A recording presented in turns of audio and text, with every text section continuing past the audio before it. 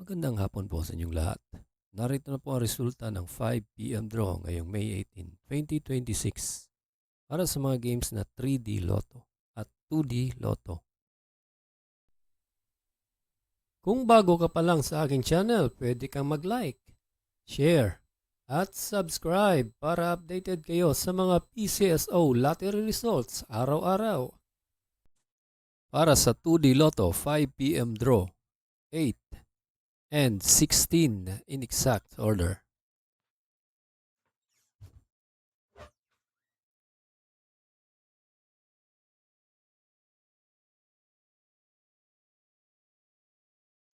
Para sa 3D Lotto 5 p.m. draw, 1, 1, and 1.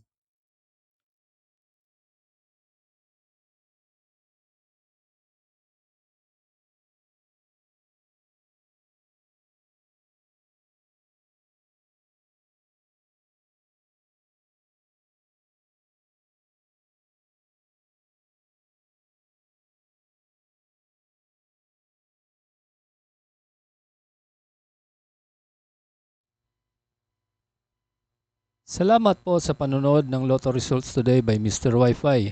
Good luck at maglaro ng responsable. Huwag kalimutang mag-like, share at subscribe. Hanggang sa muli, paalam po sa inyong lahat.